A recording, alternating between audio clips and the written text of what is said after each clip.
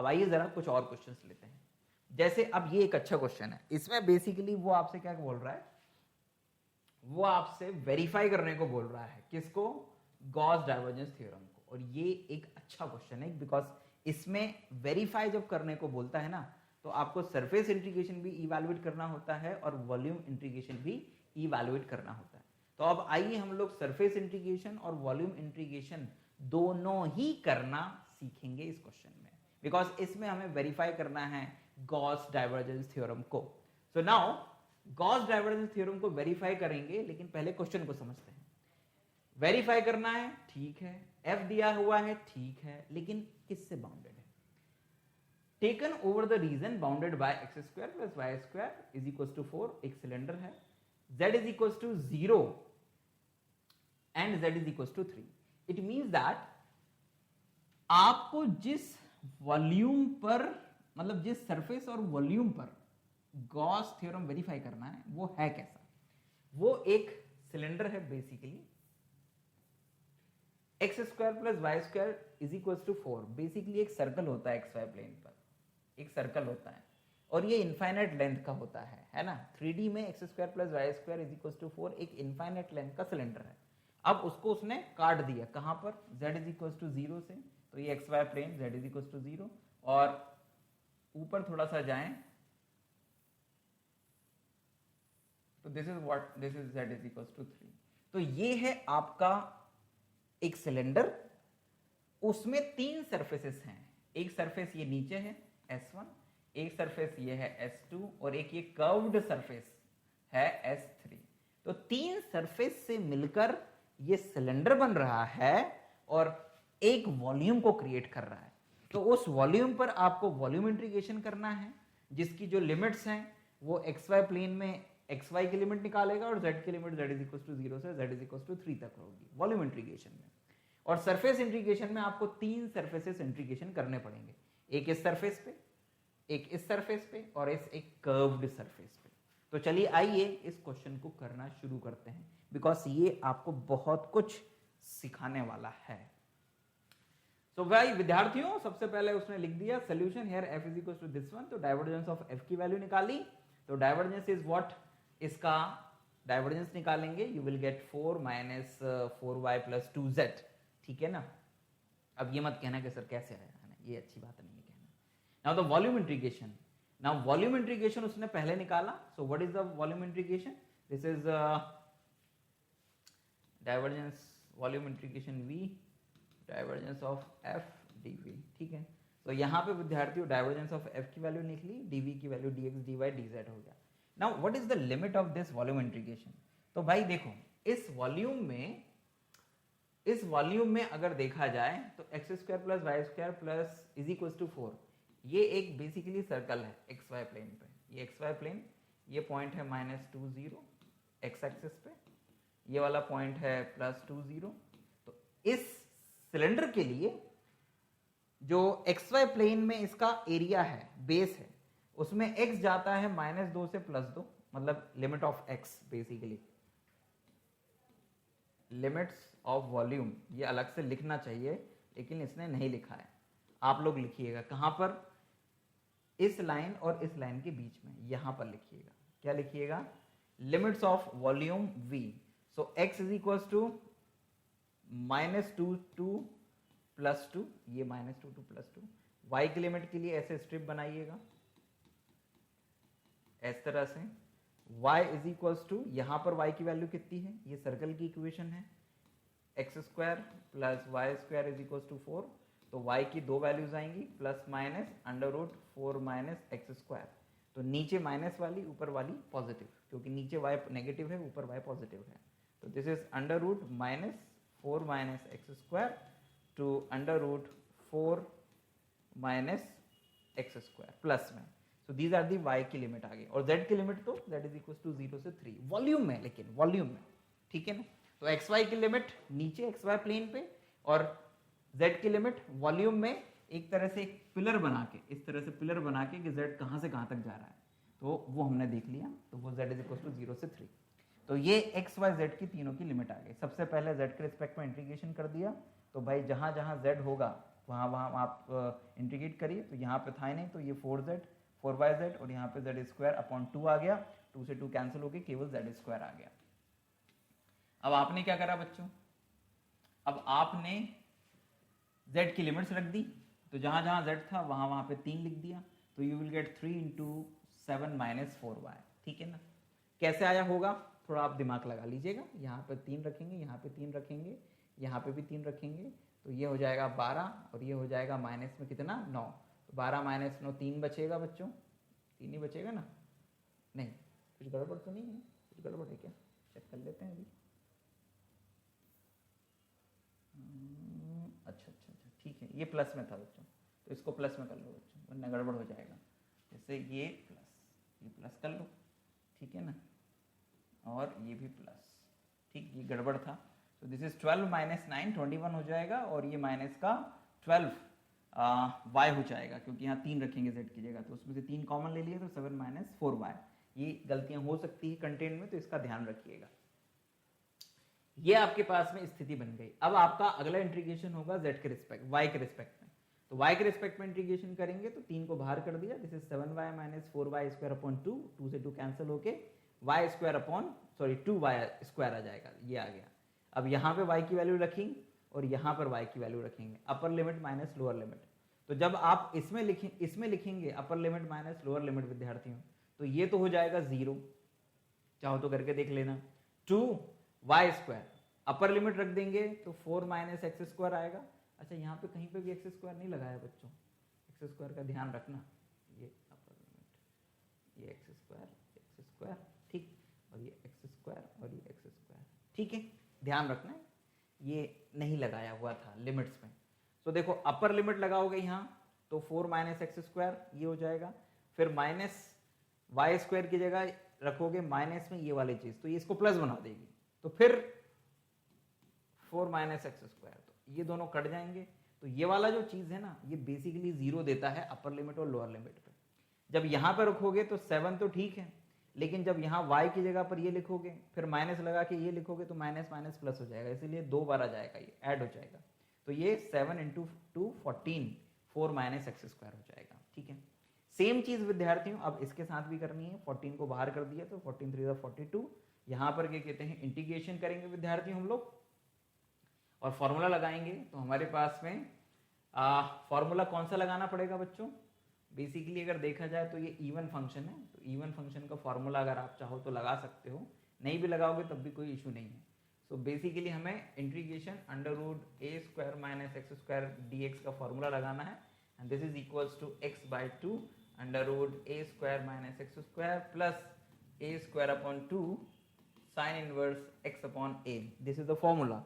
इस फॉर्मूले को अप्लाई करोगे बच्चों, तो a का काम 2 कर रहा है, तो x upon 2 4 minus x² plus 1/2 4 sign inverse x upon 2, limit 2 से -2 से +2, अपर लिमिट लगाओगे ये 42, यहां पर देखो x की जगह 2 लिखोगे तो 4 माइनस 4 0, -2 लिखोगे तो भी 4 माइनस 4 0, क्योंकि दोनों ही अपर लिमिट और लोअर लिमिट पे ही 0 देता है, तो ये तो खत्म हो गया। अब ये आ जाते हैं यहाँ पे, तो this is what, this is your a² upon 2 आया था ना, तो ये कैंसिल हो जाएगा, तो ये तो 0 आ गया पहला वाला, तो यहाँ पे आ जाएगा 2।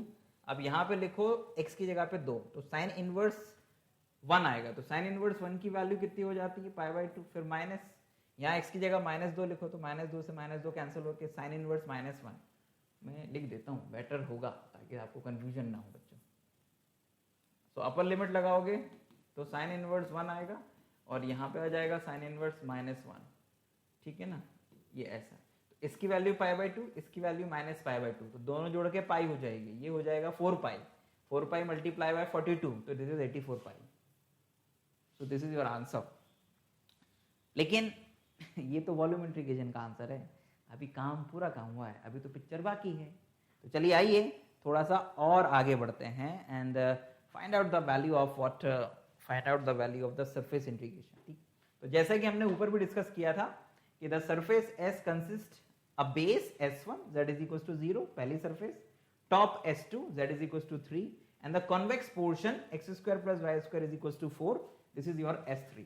तो बेसिकली आपका जो सरफेस इंटीग्रेशन है, ठीक है, कौन सा सरफेस इंटीग्रेशन, ये integration S F dot N cap D S. तो बेसिकली ये तीन सरफेसेस पे होने वाला है, S1 पर, S2 पर और S3 पर। तीनों जगह पर ऐसे लिखा है क्योंकि सरफेस इंटीग्रेशन है। आप चाहते तो यहाँ पे S1, S2, S3 और यहाँ पर S भी लिख सकते थे, कोई गलती नहीं होती, ये भी सही है। अब ये जो पहला वाला सरफेस इंटीग्रेशन है उस पर z की वैल्यू कितनी है, 0 है। On S1 z is equal to 0 और n कैप की वैल्यू कितनी है, -k। अब फिर वही चीज आएगी कि -k कैसे, तो देखो बहुत सिंपल सी बात है। ये आपका सिलेंडर है, ये ऊपर वाला z इज इक्वल टू 3, ये z is equal to 0 and this is the curved x square plus y square is equal to 4। Basically आपको अब इस बेस पे इंटीग्रेशन करना है, तो आप n कैप निकालोगे कैसे, तो उसके लिए आपको नीचे जाना पड़ेगा जहां पे z नेगेटिव है। अब ऊपर जाओ और ऐसे देखो और यहाँ पे एंटी क्लॉकवाइज डायरेक्शन में घूमो तो स्क्रू नीचे की ओर आएगा। अगर स्क्रू को आप ऐसे घुमाओगे एंटी क्लॉकवाइज तो वो नीचे की ओर आएगा। तो एन कैप का डायरेक्शन कहाँ होगा, नीचे की ओर। और नीचे की ओर क्या है, नीचे की ओर -z एक्सिस है, z एक्सिस है नेगेटिव डायरेक्शन में। तो एन कैप की वैल्यू कितनी हो जाएगी, -k कैप। ध्यान दीजिएगा आप ऊपर से नहीं देख सकते क्योंकि ये वॉल्यूम क्लोज्ड है, आपको इस सरफेस को देखना है तो नीचे जाके देखना पड़ेगा। तो एंटी क्लॉकवाइज डायरेक्शन के अकॉर्डिंग नीचे आ जाएगा आपका क्या, एन कैप की value. So N cap is equal to -k cap. इस f डॉट एन कैप निकाला तो आपके पास में बेसिकली कितनी वैल्यू आ गई, यहां पर इन दोनों का आएगा -z स्क्वायर। लेकिन इस S1 पर z की वैल्यू 0 है तो ये 0 हो जाएगा। सो दैट्स व्हाई S1 पर जो सरफेस इंटीग्रेशन है इट बिकम 0, खत्म। अब आ जाते हैं दूसरी वाली सरफेस पे, ऊपर वाली पे। तो ऊपर वाली सरफेस के ऊपर आते हैं विद्यार्थियों। So on S2 z is equal to 3 और n कैप की वैल्यू कितनी होगी, +k कैप। क्यों, क्योंकि जब आप ऊपर आके देखोगे तो एंटी क्लॉकवाइज डायरेक्शन ऐसे बनेगा तो ऊपर की ओर आएगा वो, और ये ऊपर वाली सरफेस है z इज इक्वल टू 3 तो n कैप बाहर की ओर निकलेगा, positive direction of z axis. So n cap is k cap. तो यहां पर n कैप की वैल्यू k कैप आई, n के f के साथ में डॉट प्रोडक्ट करा तो you will gate z square, और z की वैल्यू कितनी है 3। तो जैसे यहां पर z की वैल्यू को 3 लिखोगे तो ये बन जाएगा 9। So the surface integration over S2 is equal to 9 surface integration ds2 basically, मतलब S2 पर। अब सरफेस इंटीग्रेशन करना है किसके ऊपर, S2 सरफेस के ऊपर। और S2 क्या है, एक डिस्क टाइप का है, एक डिस्क है, सॉलिड डिस्क है। तो उसका सरफेस एरिया मतलब एक तरह से surface area of the circle या एरिया ऑफ द सर्कल। तो इस S2 का एरिया कितना आएगा, पाई r स्क्वायर, और इसका रेडियस कितना है, ऊपर वाला जो सर्कल है उसका 2 है, तो इसका एरिया हो जाएगा 4। तो इस पूरे के पूरे इंटीग्रेशन की जो वैल्यू है ना बच्चों, वो कितनी आ जाएगी, वो आ जाएगी आपके पास में 4 पाई, यहाँ पाई भी लिखना चाहिए था। तो 4 × 9 मिलके 36 पाई हो जाएगा। आई रिपीट बिकॉज आप लिख देना दिस इज S ds2 है ना, is equal to what, this is the surface area of S2, ठीक है ना, ऑफ S2। तो ये बेसिकली किसको रिप्रेजेंट करता है, S2 के सरफेस एरिया को। तो ये आ गया 36 पाई, ये भी खत्म हो गया। अब आ जाते हैं मेन काम पर। The main work is on S3, ये है आपकी surface x² + y² is equal to 4। तो इस सरफेस पे नॉर्मल कैसे निकालेंगे बच्चों, तो उसके लिए आप इसको एक फंक्शन मान लीजिए। Suppose that this is your phi, has the direction gradient, ये इसका ग्रेड निकाल लीजिए पहले, 2xi + 2yj एंड बस z तो है नहीं है तो ये इसका ग्रेडियंट आ जाएगा। Basically this is your gradient of phi. Now what is the n cap, so n cap is what, gradient of phi divide by modulus gradient of phi, ठीक है ना। तो यहां पर ये ग्रेडियंट की वैल्यू, नीचे उसका मॉड्यूलस। नाउ 4 कॉमन लेंगे, यहां पर भी 4 आना चाहिए था, 4 नहीं लिखा, 4 आएगा। 4 कॉमन ले लेंगे तो बाहर निकल के रूट के 2 रह जाएगा, रूट के अंदर आ जाएगा x² + y², ठीक है ना। तो x² + y² की जो वैल्यू है बच्चों वो कितनी है, 4 है। तो यहाँ पर कुछ गड़बड़ है, हाँ, तो यहाँ पर क्या कहते हैं, आप लिख दोगे 4 तो रूट के बाहर आके वो 2 हो जाएगा, है ना, 2 हो जाएगा। अब ऊपर वाले 2xi प्लस 2yj में से 2 कॉमन लेके कैंसिल होगा, तो एक 2 रहेगा यहाँ पे, ये 2 से 2 कैंसिल हो जाएगा and you will get what, you will get n cap is equals to xi cap yj cap divide by 2। तो ये आपके पास में बेसिकली वैल्यू आएंगी किसकी, n कैप की। तो ये n कैप की वैल्यू आ गई। सो n कैप के बाद में f डॉट n कैप निकालो, क्योंकि यही आपको निकालना है। तो f डॉट n कैप जब निकालेंगे बच्चों, तो f डॉट n कैप आपके पास में कितना आ जाएगा, this is f and this is your n cap. x और y का केवल मल्टीप्लाई होगा, z k कैप तो है नहीं है, तो आपके पास में आ जाएगा 4x x by 2 minus 2y square y by 2 और z स्क्वायर इंटू 0। तो आपके पास अल्टीमेटली ये आ गया f dot n cap. Now अब जो आपको सरफेस इंटीग्रेशन करना है basically, so therefore double integration over S3 लिख देते हैं यहाँ पे, f dot n cap ds is equals to surface integration over S3। ये यहाँ पर बेसिकली ये यहाँ पर S3 लिखता है, कोई इशू नहीं है, मैं यहाँ से S लगा के यहाँ S3 लिख देता हूँ। सो f डॉट n कैप की वैल्यू आ गई है कितनी बच्चों, 2x square minus y cube और ये यहाँ पर ds3। तो बेसिकली इस क्वेश्चन को करने के लिए उसने क्या करा, उसने जो सिलेंडर था उस सिलेंडर के लिए सिलेंड्रिकल कोऑर्डिनेट इस्तेमाल कर लिए, ठीक है ना। सो इस सिलेंडर के लिए वो जो सर्कुलर एरिया है तो उसके लिए x is equal to 2 cos theta और y is equal to 2 sin theta. तो ये पैरामेट्रिक इक्वेशन है किसकी, उस सर्कल की, x square plus y square is equal to 4 के लिए। तो x is equal to this one, y is equal to this one और z इज इक्वल टू, तो उसमें z is equal to 0 to z is equal to 3 तक जाएगा, ठीक है ना। और थीटा की लिमिट जो है उस सिलेंडर के लिए गोल घूमने के लिए थीटा की वैल्यू आएगी 0 टू 2 पाई लिमिट्स, और z 0 से 3 तक चला जाएगा। तो वो जो अंदर वाला सरफेस है वो पूरा का पूरा कवर होता है इस तरह से। ध्यान दीजिएगा, हम अंदर की बात नहीं कर रहे हैं, हमें केवल वो बाहर वाला सरफेस, बाहर वाली सरफेस जनरेट करनी है, तो हमें लिमिट्स भी वही लेनी है। तो x बराबर 2 cos theta, y is equal to 2 sin theta, basically ये किसी भी सर्कल की पैरामेट्रिक इक्वेशन है। तो इन इक्वेशन की मदद से सर्कल जनरेट होता है। ध्यान दीजिएगा, उसका अंदर वाला जो होता है ना डिस्क वाला एरिया वो जनरेट नहीं होता है, केवल ये एक चूड़ी जनरेट होती है। और उस चूड़ी को फिर तुम z इज इक्वल टू 0 से z इज इक्वल टू 3 तक लेके चले जाओगे तो तुम्हारे पास में पूरी की पूरी बाहर की आउटर सिलेंड्रिकल सरफेस जनरेट हो जाएगी। एंड जब आप ऐसा करते हैं तो ds3 जो है वो 2d थीटा dz में कन्वर्ट हो जाता है, बेसिकली ये r d थीटा dz होता है।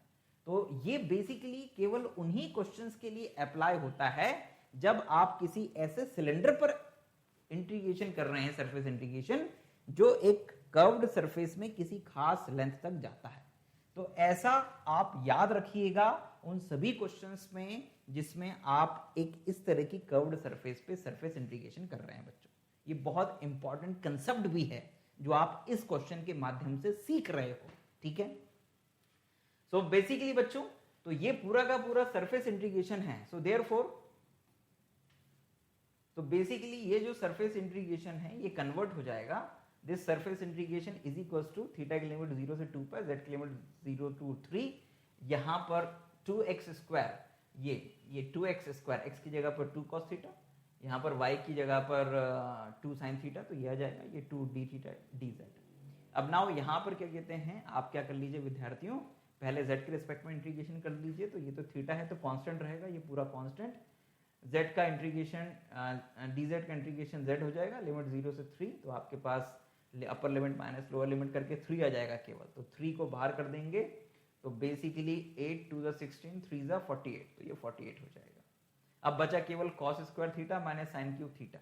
तो विद्यार्थियों, cos स्क्वायर थीटा और माइनस साइन क्यूब थीटा, तो यहाँ पर इन्होंने ये लिख रखा है कि साइन क्यूब थीटा का जो इंटीग्रेशन है वो 0 से 2 पाई लिमिट्स में 0 हो जाएगा। आप इसको चाहो तो चेक कर लेना। अब कैसे हो जाएगा वो भी मैं बता देता हूँ। साइन क्यूब थीटा का फॉर्मूला लिखना साइन थीटा की मदद से। आई थिंक जो मुझे याद है वो लिख रहा हूँ, गलत भी हो सकता है। इसका फॉर्मूला होता है 3 sine cube theta minus 4 sine theta. इसको चेक कर लेना एक बार, आई एम नॉट श्योर। और ये वैल्यू जब आप यहाँ से साइन क्यूब थीटा की वैल्यू निकालना, फिर उसको रखना, इसको इंटीग्रेट करना, लिमिट लगाना, तो यू विल गेट 0। इसने डायरेक्ट यूज कर लिया, तो ये 0 हो जाएगा। तो आपके पास में बचेगा कितना, cos square theta D theta. इसको इवैल्यूएट करने के लिए क्या करोगे बच्चों, इसको इवैल्यूएट करने के लिए 0 to 2 pi cos square theta की वैल्यू कितनी होती है, it's 1 plus cos 2 theta divide by 2 और ये डी थीटा। इसमें 2 से ये कैंसिल हो जाएगा, तो दिस बिकम 24 और आपके पास में ये 0 से 2 पाई 1 प्लस कॉस 2 थीटा बचेगा। इसको इंटीग्रेट करोगे तो विद्यार्थियों, इंटीग्रेट करने के बाद में ये तो हो जाएगा कितना, 24 और ब्रैकेट यहाँ पे तो थीटा आएगा, फिर अपर लिमिट लोअर लिमिट करोगे तो 2 पाई आ जाएगा, केवल 2 pi minus 0 plus cos 2 theta का इंटीग्रेशन होता है sine 2 theta divide by 2 limit 0 से 2 पाई। अपर लिमिट पे भी 0, लोअर लिमिट पे भी 0। साइन 4 पाई की वैल्यू 0, साइन 0 की वैल्यू तो 0 होती है, तो ये 0 हो जाएगा। अल्टीमेटली 2 पाई बचेगा, तो दोनों का मल्टीप्लाई होके ये हो जाएगा 48 पाई। तो ये आपके पास में 48 पाई आ जाएगा, ठीक है ना। ध्यान देना बच्चों, ये जो इंटीग्रेशन हुआ है S3 सरफेस पे, ये बहुत इंपॉर्टेंट चीज़ है और बहुत कुछ सीखने की चीज़ भी है। कुछ चीज़ें मैंने यहाँ पर स्किप करी हैं, तो वो स्किप जो मैंने किया है बच्चों, वो आप करेंगे खुद से चीज़ों को समझने के लिए, क्योंकि ये नहीं कि होता है, लेकिन वो होता कैसे है वो मैंने आपको एक्सप्लेन करा। उसको आपको वेरीफाई करना है अपने लेवल पे, और वो आप आसानी से कर लोगे अगर सीखने की ललक होगी तो। और बाकी अदरवाइज आप कमेंट में कहोगे कि सब छोड़ छोड़ के ही पढ़ाना था, ठीक है ना, तो हम बुक से ही पढ़ लेते हैं। लेकिन बुक से पढ़ना इतना आसान नहीं होता है बच्चों, है ना। बुक को समझना बहुत टफ होता है, उसके लिए बहुत समय देना पड़ता है, और तुम युवाओं के पास में सच्चाई तो ये है कि समय ही नहीं है, जबकि वो होना चाहिए। नाउ सो दिस इज 48 पाई, तो ये S3 पर इंटीग्रेशन आ गया है बच्चों। नाउ अब आप सारे के सारे जो है सरफेस इंटीग्रेशंस को उनको ऐड कर लीजिए। सो यहां पर आप लिख सकते हैं क्या, so therefore surface integration f dot N cap D S is equal to, ये पहला इंटीग्रेशन प्लस दूसरा प्लस तीसरा 84 पाई। और जब आप लोगों ने वहां पे क्या किया था विद्यार्थियों, जब वहां पर आप लोगों ने वॉल्यूम इंटीग्रेशन करा था, तो उसका आंसर भी 84 पाई आ रहा था। तो इस तरह से आपका सरफेस इंटीग्रेशन और वॉल्यूम इंटीग्रेशन का आंसर सेम आया है। So hence proves the Gauss divergence theorem. तो इस तरह से गॉस डाइवर्जेंस थ्योरम यहाँ पे कंप्लीट हो जाता है विद्यार्थियों। सो विद्यार्थियों, हमने गॉस डाइवर्जेंस थ्योरम में लगभग 3 क्वेश्चंस किए, और जहां तक अभी जो मुझे टाइम दिख रहा है, इट्स 8:36। हमने लगभग 7:40 के आसपास शुरू करा था, तो लगभग 40 मिनट की क्लास हो गई है। तो उम्मीद करता हूं कि इन 3 क्वेश्चंस के माध्यम से गॉस डाइवर्जेंस थ्योरम आपको बहुत हद तक समझ में आया होगा। इतने को ही हम रखते हैं इस लेक्चर में, जहां तक मेरा ख्याल है। एक क्वेश्चन में आपको हल्का सा बस केवल हिंट करके जाऊंगा, वो आप होमवर्क में भी करके करिएगा, जितने भी बच्चे हमें देख रहे हैं। सो द क्वेश्चन इज, देखिएगा ये एक सामने आपके क्वेश्चन है,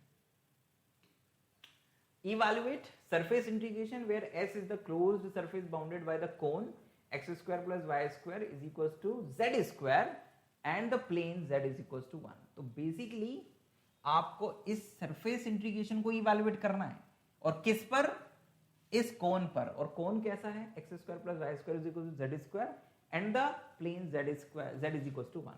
तो बेसिकली ये जो कोन है ना, वो ऐसा है कि इस पॉइंट पर तो ये 0 है, और ये फिर ऐसे बढ़ना शुरू होता है, ऐसे, और ये इस तरह से बन रहा जाता है, ये ऐसा कोन बनता है, and that point is what, this is z is equal to 1। तो आपको ये जो कोन है ना, इस कोन पर इंटीग्रेशन करना है, और इस सरफेस इंटीग्रेशन को करना है, और आपको वैल्यू निकालनी है। तो बेसिकली अगर सरफेस इंटीग्रेशन करना होगा ना, तो सरफेस इंटीग्रेशन को करने के लिए बेसिकली आपको इस कर्व्ड सरफेस पे सरफेस इंटीग्रेशन करना पड़ेगा, और इस ऊपर, तो मतलब दो सरफेस इंटीग्रेशन करोगे तब इसकी वैल्यू आएगी। लेकिन अगर एक वॉल्यूम इंटीग्रेशन कर दोगे तो भी इस सरफेस इंटीग्रेशन की वैल्यू आ जाएगी। तो उसने यही करा है। तो उसने यहाँ पर बेसिकली गॉस डाइवर्जेंस थ्योरम को यूज किया। वैसे हमें करना चाहिए ये चीज कि we will find the value, ये लिखना चाहिए अपने को, value of surface integration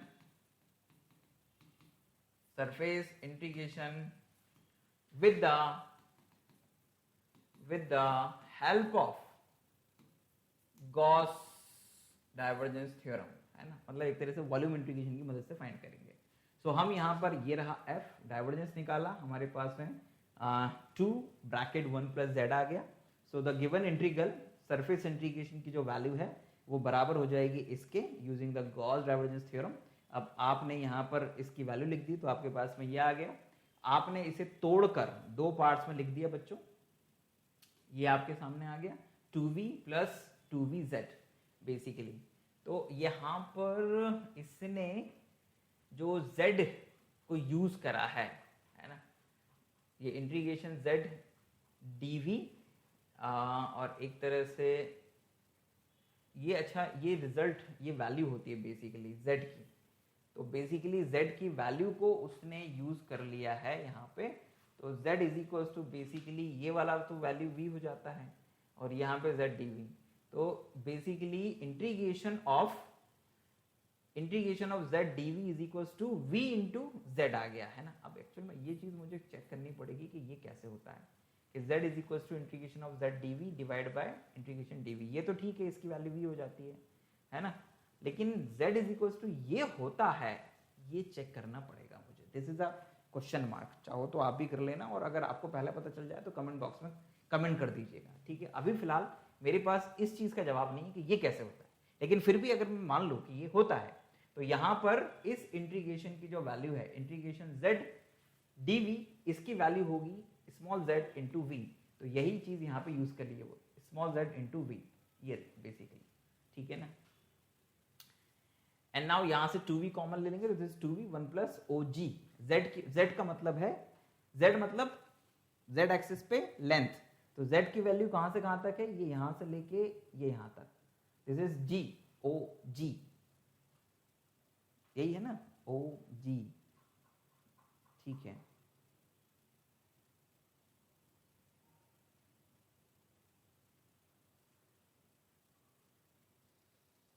okay, basically this z, ये एक नई चीज आ गई है यहाँ पे बच्चों।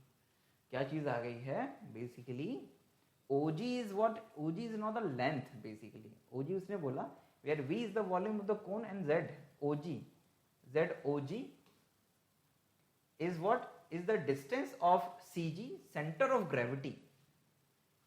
ये इस सिलेंडर का मतलब इस कोन का सेंटर ऑफ ग्रेविटी ये है। तो Z जो है ना वो लेंथ है यहां से लेके G तक की, lying on the x axis from the vertex 0, ठीक है। ओके, फिर आगे क्या करा इसने, यहां तक भी ठीक है। फिर आगे इसने लिखा है now the given cone is a right circular cone and the radius. Right circular cone का मतलब होता है कि वो किसी एक्सिस, मतलब जो कोन होता है, अगर उस कोन का जो एक्सिस होता है वो बेस के साथ में 90 डिग्री का एंगल बना है तो उसको राइट सर्कुलर कोन बोलते हैं, ठीक है ना। सो ये एक राइट सर्कुलर कोन है and the radius of whose base is 1, the circle x square plus y square is equals to 1 and z is equals to 1। तो बेस बेसिकली इसका ऊपर की ओर है ना, and height is 1। So the given integral is equals to what, is equals to 2 into 1/3 pi r square 1। अच्छा, ये तो उसने वॉल्यूम का फॉर्मूला लगा दिया, किसी कोन का वॉल्यूम जो होता है बेसिकली 2/3 पाई r स्क्वायर h। तो ये तो वॉल्यूम ऑफ कोन हो गया, वॉल्यूम ऑफ कोन, ये तो वॉल्यूम ऑफ कोन हो गया, ठीक है ना। और उसके बाद में फिर ये 3/4 कहाँ से आया है, तो basically this is the distance of O to centre of gravity. तो ये 3/4 अब कहाँ से आया है, इसका जवाब मेरे पास अभी नहीं है, तो इसके लिए तुम लोगों को थोड़ा वेट करना पड़ेगा, लेकिन अभी मैं ये कहूँगा कि आप इसे मान के चलिए। और बाकी ये जो चीज़ आई है, this is what, this is the volume of the cone. तो कॉन का वॉल्यूम जो होता है ये फार्मूला होता है, तो ये यूज़ कर लिया उसने। तो यहाँ पर इसकी वैल्यू ये आ गई, दिस वन, ये यहाँ के लिए यूज़ करा है बच्चों, ये 2v है ना। और मैंने गलत लिख दिया लगता है फिर से, रुको रुको रुको, वॉल्यूम ऑफ द कोन ये नहीं होता है, वॉल्यूम ऑफ द कोन होता है आई थिंक 1/3 होता है, तभी तो वो 2 तो वैसे ही पहले से ही, तो इट्स 1/3। तो कोन का जो volume 1/3 4 pi r square h, तो ये यहाँ पर इसने ये यूज़ कर लिया है। ये 2 तो ठीक था, v volume of the v is what, v is volume of cone, ठीक है ना, with height h and base radius r, ठीक है ना। तो बेस रेडियस तो 1 है, ठीक, और हाइट जो है वो यहाँ से लेके यहाँ तक की है, तो वो भी 1 है, यहाँ से लेके यहाँ तक वो भी 1 है। सो वॉल्यूम तो हो जाएगा 1/3 पाई आर स्क्वायर मतलब, और h ये 1, ठीक है। तो आपके पास में ये तो आ गई इसकी ये वैल्यू, ठीक है ना, दिस वन वॉल्यूम, और ये 1, ठीक है। 3/4 is what, this is the value of z। अब ये कैसे आया है, distance of vertex to the centre of gravity, तो this is the question mark. लेकिन मैं भी कहूँगा कि इस पर्टिकुलर क्वेश्चन के लिए इसको आप मान के चलिएगा। वैसे यहाँ लिख दिया इसने, note the centre of gravity of a right circular solid cone lies on its axis at the distance 3/4 h। तो जो सेंटर ऑफ ग्रेविटी होता है वो इस डिस्टेंस पर होता है 3/4 इंटू h। तो h की वैल्यू 1 है, तो यहाँ पर 3/4 हो जाएगा, from the vertex where h is the height of the cone. तो इस कॉन्सेप्ट को यूज करके उसने ये कर लिया है। तो ये तो ठीक है, क्लियर हो गया इससे, लेकिन ये चीज अभी हमारे सामने क्वेश्चन मार्क है कि ये कैसे होता है, ठीक है। तो इसके लिए तो हम दोनों ही मिलके प्रयास करेंगे, ओके। तो ये एक और अच्छा जो क्वेश्चन है ना, गॉस डाइवर्जेंस थ्योरम की मदद से हमने सॉल्व किया, समझा, सॉल्व तो नहीं किया, समझा, और अल्टीमेटली इसमें बहुत सारी नई नई चीजें भी आपको सीखने को मिली। और उम्मीद करता हूं कि आपको ये पूरा का पूरा वीडियो लेक्चर लाभदायक रहा होगा और आप इससे फायदा भी उठाएंगे। हमारे पास में जो वेक्टर कैलकुलस है उसका एक टॉपिक और बचा हुआ है, and that topic is Green's theorem. तो इस ग्रीन्स थ्योरम को भी हम लोग नेक्स्ट क्लास में जल्दी फिनिश कर देंगे, और उसके बाद में फिर हम लोग शुरू करेंगे कॉम्प्लेक्स एनालिसिस। तो कॉम्प्लेक्स एनालिसिस भी हमें जल्दी फिनिश करना है, बिकॉज बच्चों के एग्जाम आने वाले हैं, तो we will try our best बच्चों। लेकिन अगर कुछ टॉपिक छूट जाएं तो प्लीज़ बुरा मत मानिएगा। हालांकि it's bad thing to us कि हम समय पे आपका कोर्स कंप्लीट ना करवा पाएं, but we will try our best, ठीक है ना। अपना ध्यान रखिए, खुश रहिए, पॉजिटिव रहिए, ये मत सोचिए कि क्या नहीं है, ये सोचिए कि क्या है हमारे पास में। हो सकता है कि वही चीज़ आपकी बात बना दे। जय हिंद, वंदे मातरम, नमस्कार।